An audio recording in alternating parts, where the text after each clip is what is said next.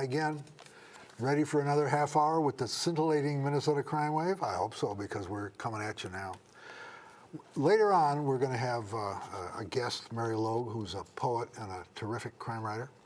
And then we're going to talk about a classic book that, what would you say, has been an iconic part of the mystery community for almost 100 years, called The Maltese Falcon, written by Dashiell Hammett. But first, oh, a nice red jacket, Ellen. Yes. Hi. Hi. Introduce yourself. Okay. My name is Ellen Hart, and I have written 24 crime novels. The latest novel is The Mortal Groove, say St. Martin's Minotaur book.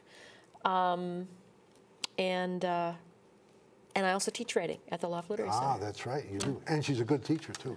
Over here, Kent Kruger. Yes, I'm Kent Kruger, indeed. I've written 3,011 mystery novels. Yes. In my dreams. I write the Cork O'Connor Mystery Series, which is set in the Great North Woods of Minnesota. And I've won lots of awards with them. Yes, Can I say that? You Absolutely. can say, because if you didn't, I was going to say All righty. And you are up for the Minnesota Book Award. Well, thank you. Again, for So the that's me. 19th time. That's me. And who are you? Who am I? I'm Carl Brookins, and I've written several novels. 6 are in print. Another one coming out sometime this year. One is a PI series set in Minneapolis, but a short PI wears red kids with white soles. His name is Sean, but he's not Irish. And a sailing series, because my wife and I have been recreational sailors for many years, and so I decided to write a series about our sailing adventures, although I added a few dead bodies from here and there.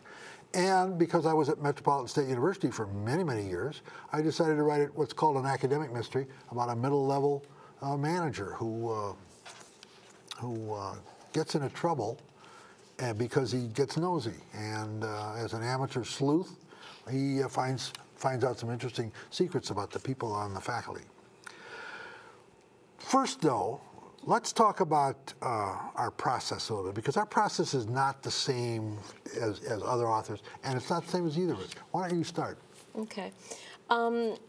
We do a lot of events together, and this is one of the questions that we often get is, do you outline? Do you know the entire story before you sit down and start writing? And the answer is? The answer is different for all of us.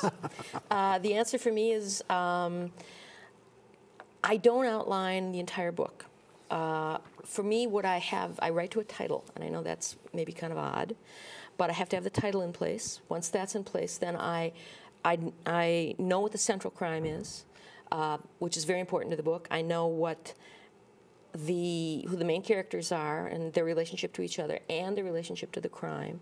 And then I work off the title thematically, and that helps me find my way into the story. How'd you learn to do this? That's just the way it sort of evolved. And Trial and error. Yeah, well, it seems to be that's what's organic for me. That's the way it works for me. Your novels are traditional in the sense that we don't see a whole lot of sex and violence on the page. Right. Maybe in the background have been used, but that's not. Well, I'll walk you to the door. You might see a kiss, but beyond that, no, there's no. How about your process? My process is one in transition. I'm beginning to write in a different way than I have always written before. But I'll tell you how I've always written before, since that's really what I'm most comfortable with. I outline significantly, usually. What happens for me is that once I have the seed of an idea for a story, I let it roll around in my head for weeks or sometimes months. And as it's rolling around, events suggest themselves to me, characters suggest themselves to me, motivations, and chronology begins to fall into place. And at the end of that whole thinking process, I have the story. I know how I want the book to begin. I know how I want it to end. I know who did what to whom and why. I usually know the red herrings I need to throw in there. I know the moments of suspense I'm going to write to. And then I will typically sit down and outline it chapter by chapter. And at that point then I sit down and actually begin the writing of the book. But that's changing. I'm beginning to write much more like Ellen writes, in that I have a general idea of where I'm going, but I'm not quite sure how to get there. I do that because I have deadlines to meet. I Yes. don't always have enough time to go by the old Exactly. process. But I got to tell you, it's so uncomfortable. Well, Is it really? Is you'll that get interesting? comfortable with it the more you do I it. hope so. Yes, because you wouldn't want it to interfere with your writing. Well, what I sometimes say to answer that question is that I write these stories to find out what's going to happen. I don't know when I start what's going to happen.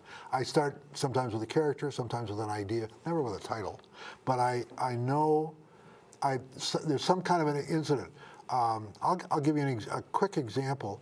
I read about the finding of old timber in the bottom of Lake Superior, and they were bringing up timber from 2 centuries ago that had been logged off, and it was still down there, and they were bringing it up, and I thought, gee, what if they found a body? No, not a body, but a skull. Let's say a skull with a bullet hole in it. What would that mean to the law enforcement? Because when there's murder, there's no statute of limitations.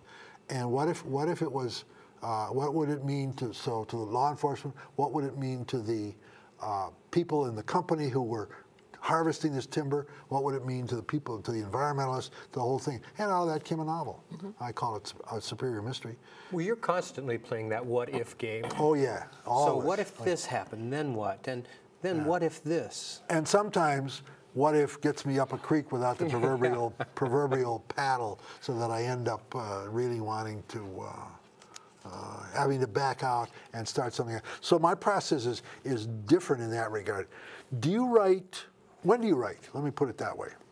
Well, Typically. I'm not an early riser, and both of you are. Sorry about that. I tend to stay up really late reading because that's kind of the only time I have that's really quiet. And I'm also now writing more in the evening. Sometimes I'll write up until midnight. So, and that I like that because nobody's calling me on the phone, and nobody's emailing me and any of that sort of thing. So my writing day usually starts around. I'm up, but my writing usually starts around 11. I'll go for a couple, 2-3 hours, take a break in the afternoon, do the business, and then I'm usually back by 8 and work till midnight. Are you so jazzed at the end of that it's hard to go to sleep? It's Because I would be. I can't shut my mind off. Yeah. It's awful. Yeah. So you're always thinking. You go to wake up thinking about it and go to bed thinking Which about is another reason because I don't sleep that much because I don't get to sleep very quickly because I'm thinking about my book. it. Oh, that would be. That's why she's always yawning at our events. That is, yeah. I thought you were the one who was always yawning. Yeah. What about your process? We've only got a couple seconds before we have I to write take a break. always in the morning. I write at a coffee shop. I write longhand with a pen and a notebook, and that's the process that's that the feels process. really comfortable for That's me. And magic. that's really good. Well, my process is different, but you'll have to wait to another time. We're gonna take a short break now and bring in our guest. So we'll be back in a moment with our guest, whose name is Mary Loeb, a poet and a terrific writer. Here, take a look at some of the books that we've written that are available in your local public library, and we'll talk about some of these in future segments.